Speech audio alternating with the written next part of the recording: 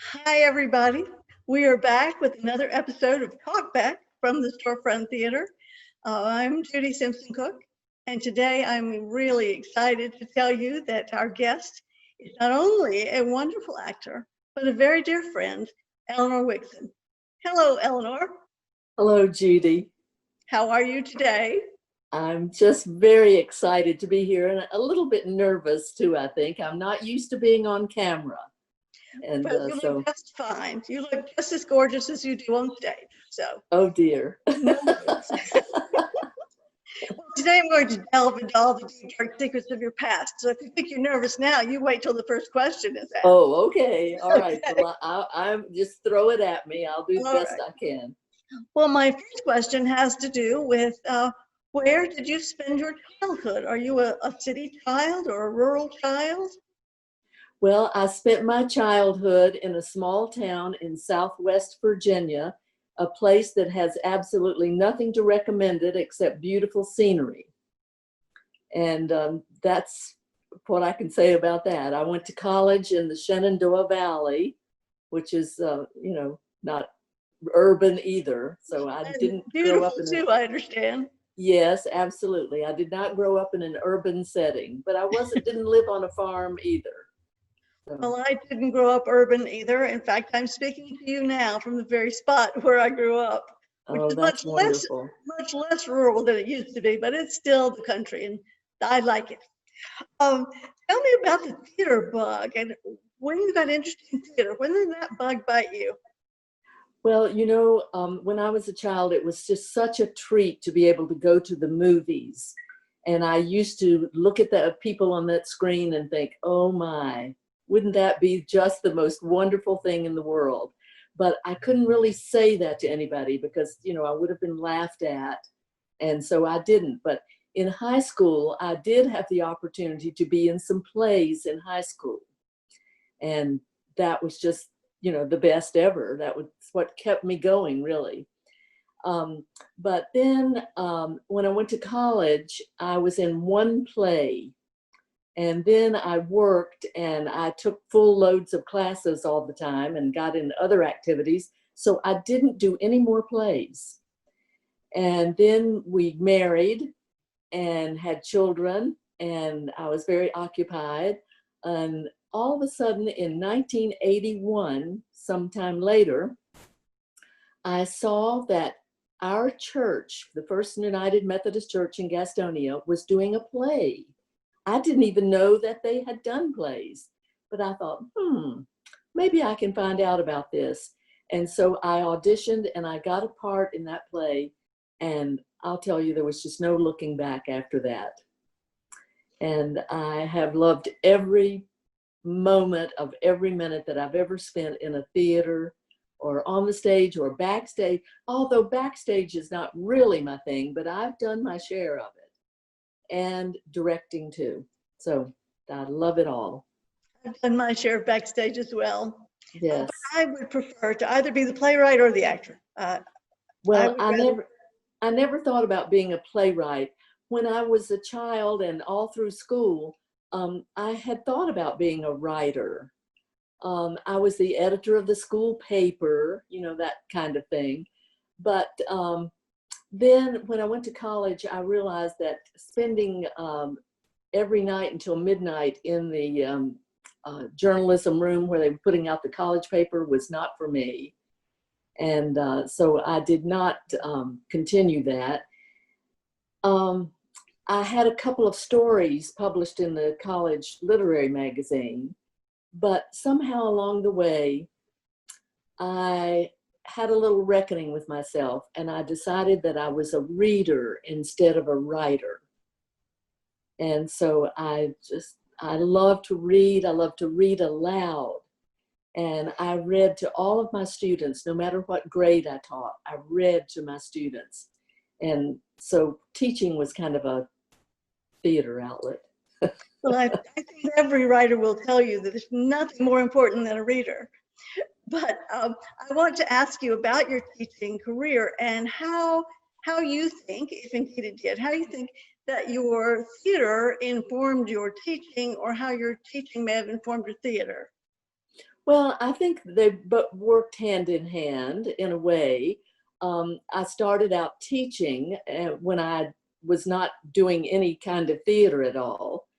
But I tried to I still read to my students. I put like funny voices in all the things that I read, and, you know, tried to help them make literature come alive to them. And then when I started doing theater, um, I was just excited to go back into the classroom and use what I was learning, because I was a late student. I never got to be an ingenue or anything like that. I was late coming into it, but I felt like I could use what I was learning at the theater in my classroom. And so it was just worked hand in hand, and it was really fun.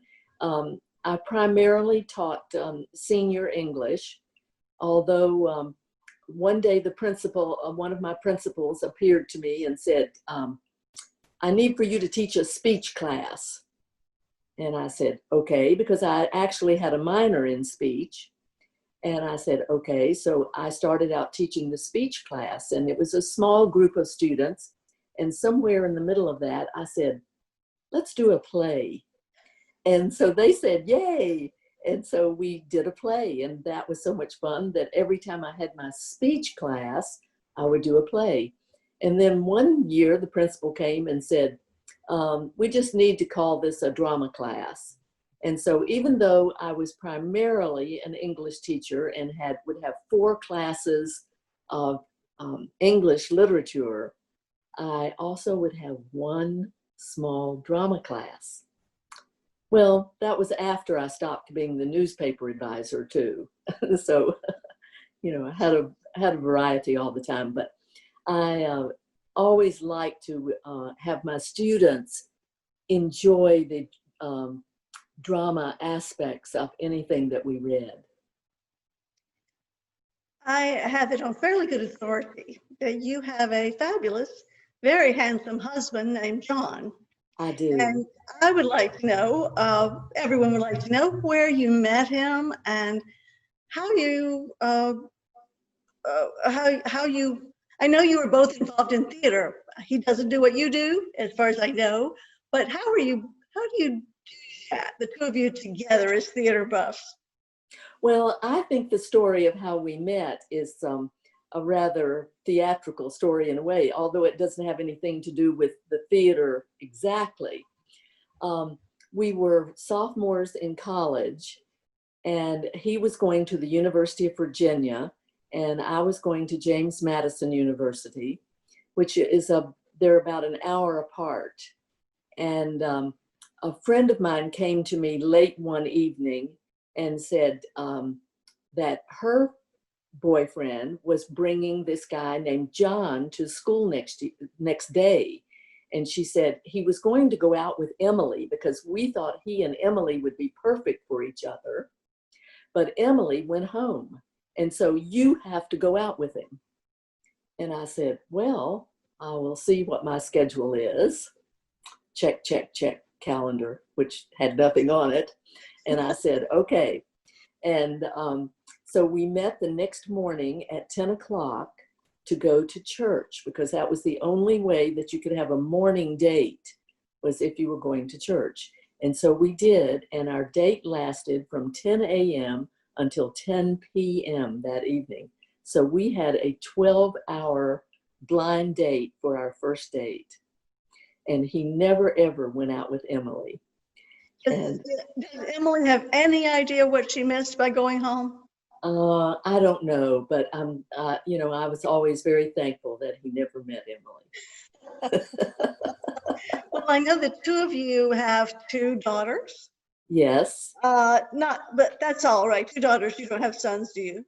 No, we have grandsons. We have 3 grandsons and a step-grandson who lives in California now, and we don't get to see very much at all. But we have 3 grandsons, Jake, Luke, and Nicholas. Fun. And when I started doing theater here in Gastonia, John was working and traveling in his work all the time. And so he didn't go to the process of the theater. He always came to see the plays, but he wasn't involved in the process. But then when I got my first directing job, then I began to involve him. And pretty soon I had him doing lights and sound, and he became very involved in that. And he helped me learn my lines. And so then he began to love it too. And the other part of it is that we both love theater people. There is just absolutely, we think there is nothing in the world like people who love theater and are involved in it. They just have a feeling for life that nobody else has. And they made us feel at home and feel a real part of something. And so that's why we both love it.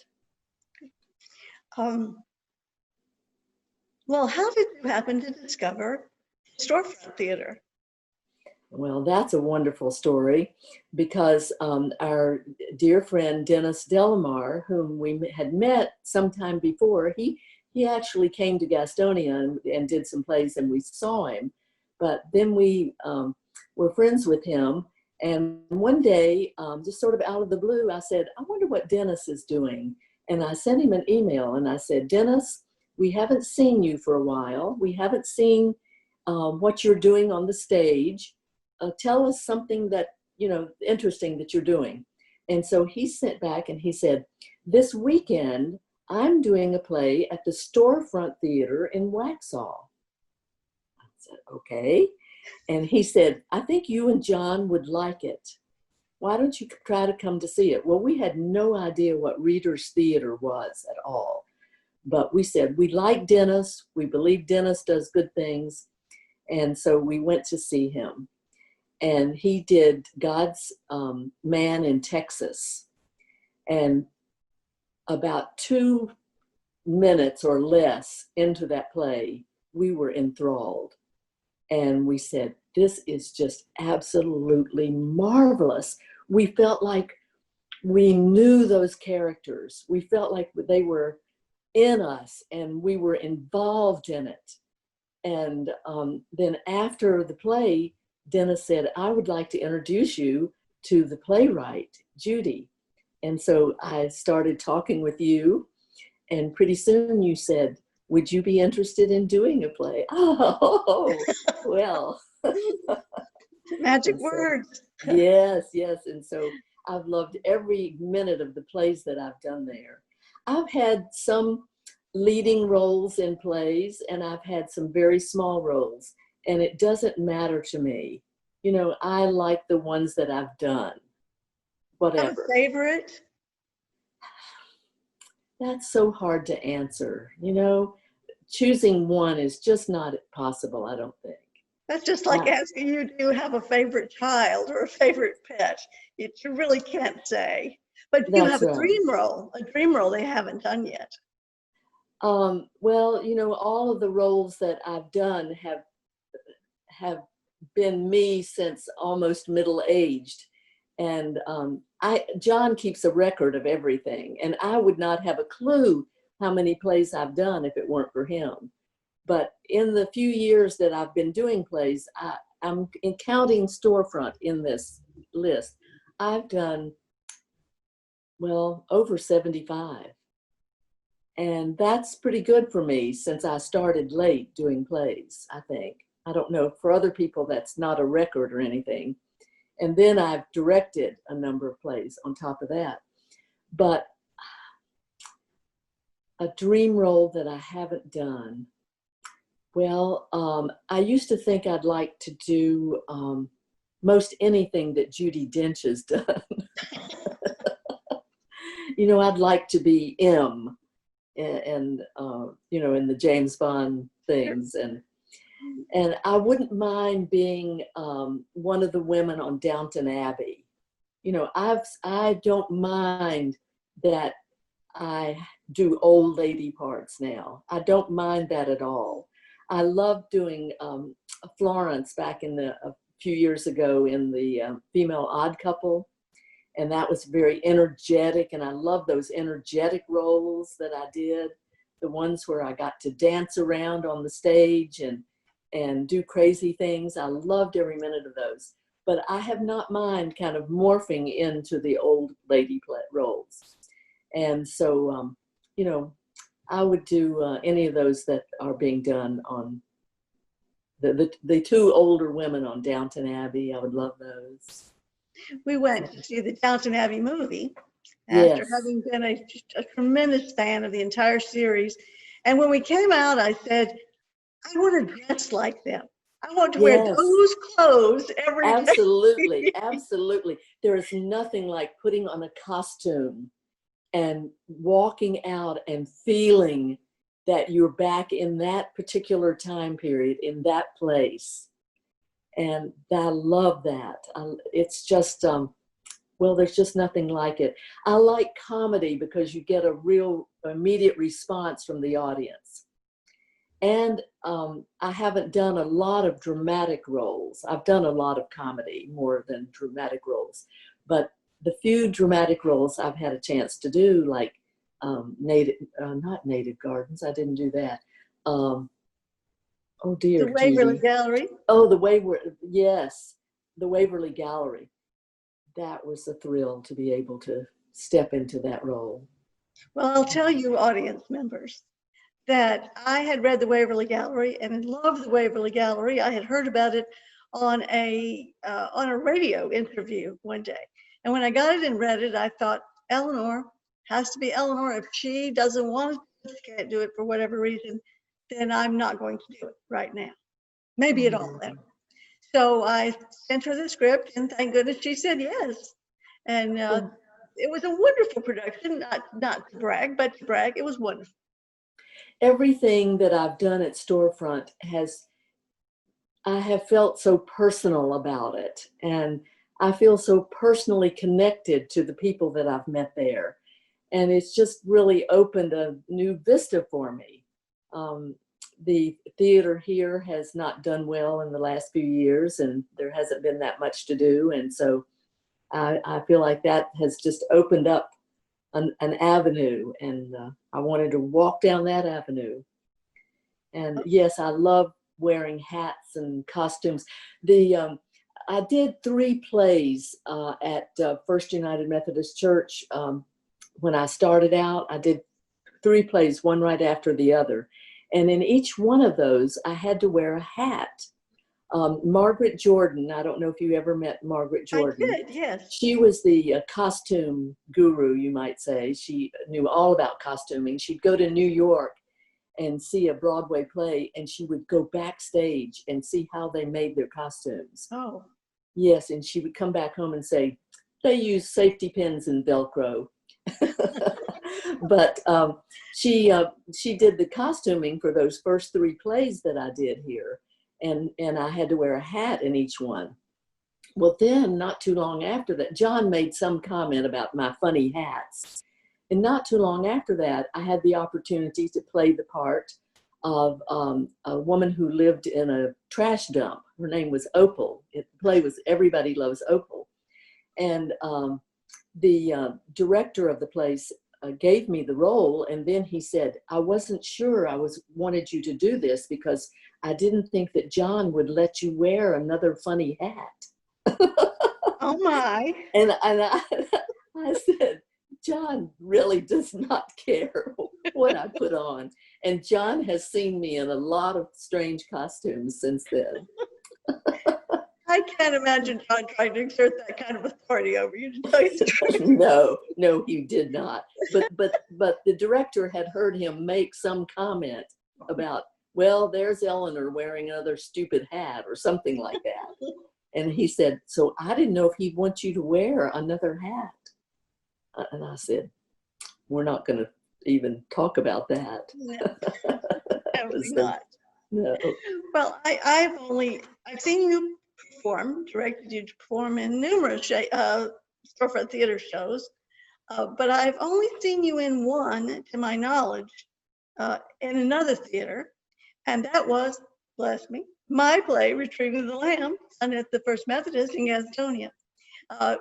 talk about that experience and how much fun it was, and what an incredible play.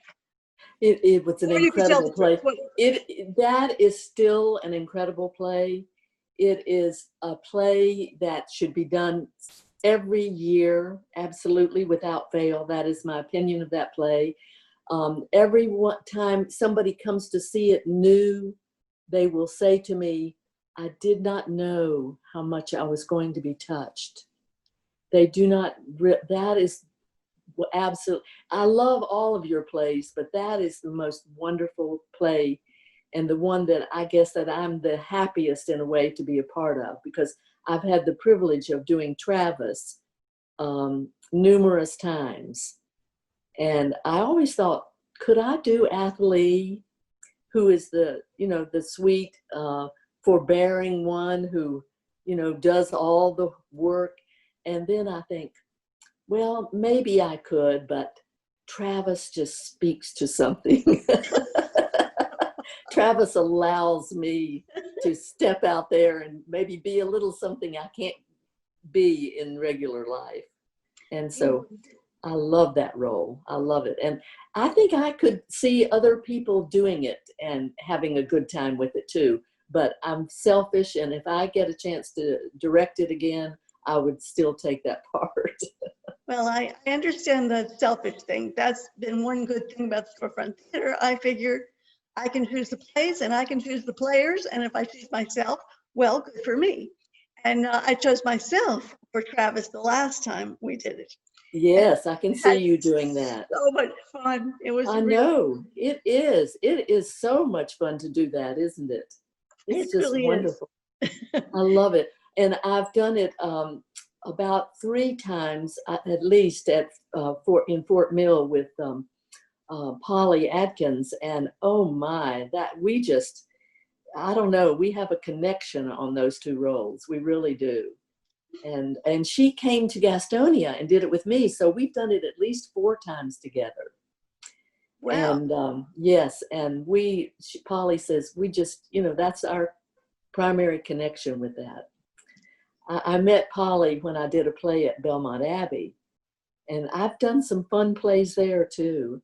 I did Cookie and Rumors years ago, and, crawling on the floor and fainting and just all kinds of wonderful things that you just, an actress loves to do.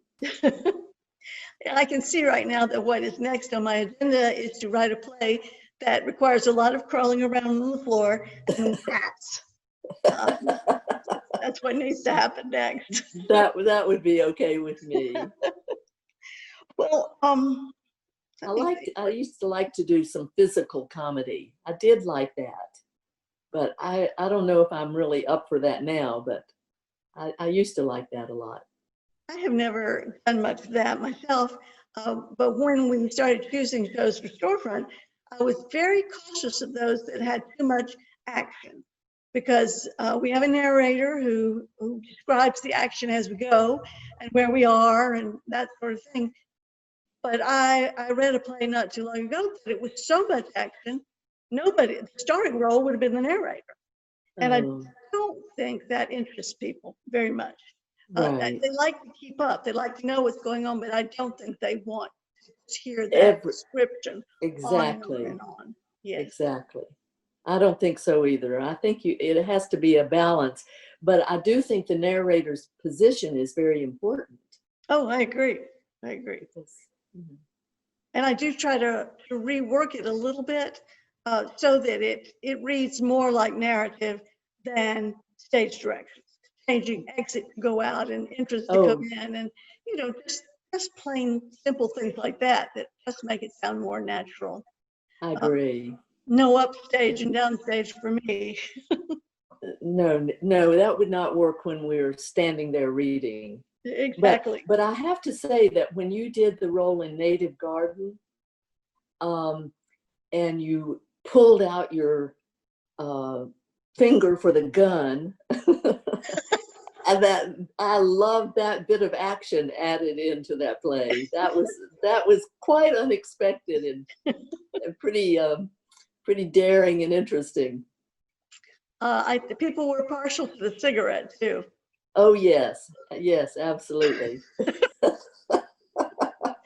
That kind of thing is truly fun to do, and to see how much imagination you can bring to very minimal action is exciting.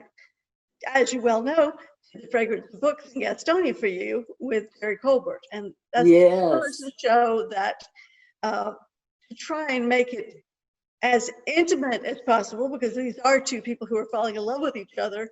To get that intimacy when you're standing at a music stand, it's an achievement for any actor, I think, to just create through face and voice the environment and the relationship and everything else. And that's one reason you continue to be invited to the Storefront Theater. Thank you, Judy. Do you know, I wish that I could see you and Jerry do that again.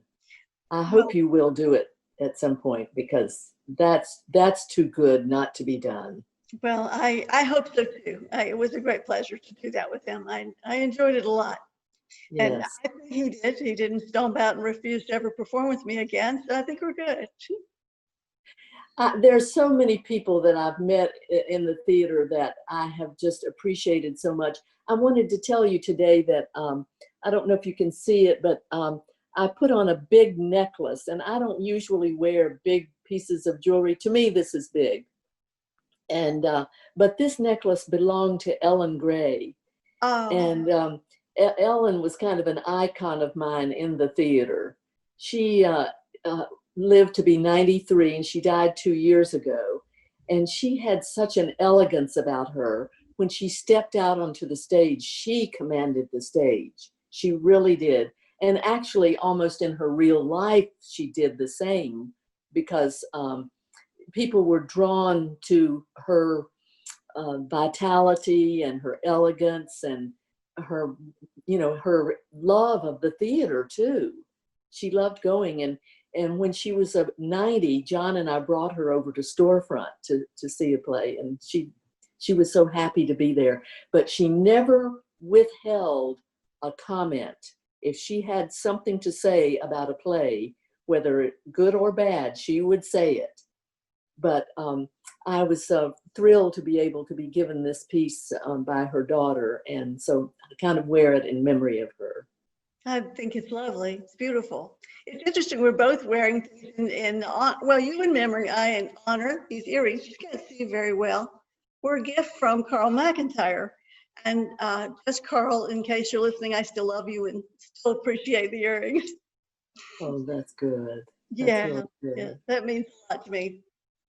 Well, I think we're about to run out of time. Do you have anything else you'd like to add to our conversation? Any questions for me? No, I don't have a question right now, but I just have to say thank you for doing these interviews. I've loved watching them, and I hope that they will keep people in touch with Storefront and make us all eager to break down the doors as soon as they are ready, and to come back and do that. You mean our time is up already? It's just about up. This went so fast. I've been okay during the quarantine period. The one question I failed to ask. Please tell us what you've been doing. Well, John and I keep busy. There's been more housework than I like. There's been more kitchen time than I like. Those are not my favorite things. I don't pass the domestic quality test very often, but I've had a lot of time for reading because I love to read, and so I do a lot of that. John has started working jigsaw puzzles, and sometimes I sit down with him and work on those too. We've gone for lots of walks. We try to walk at least 3 to 4 times a week, a couple of miles each time. And I've been in touch with friends with phone and email and Zoom and Facebook and, all of those things. I knew I had another question for you, and I do want to squeeze it in. I know that you love to read. You have recommended so many things to me. What are you reading now? Well, I haven't started this one yet. I just finished a book that my book club is reading. We're going to have a Zoom session pretty soon. And we read a book about India called A Burning. That I would not read that if you're feeling the least bit down or sad. It's not uplifting, but it certainly is informative. But I'm getting ready to read a book called The Winter Soldier by Daniel Mason, which my dear friend Jeff, who lives in California, recommended to me. And I take his recommendations very seriously. One of my favorite books that I've read in the last few years was called A Gentleman in Moscow. And if you haven't read that, I would strongly recommend it. It is a book that is very visual. And by that, I mean, all through the entire book, I could picture every scene, every place, every item on a wall or a table.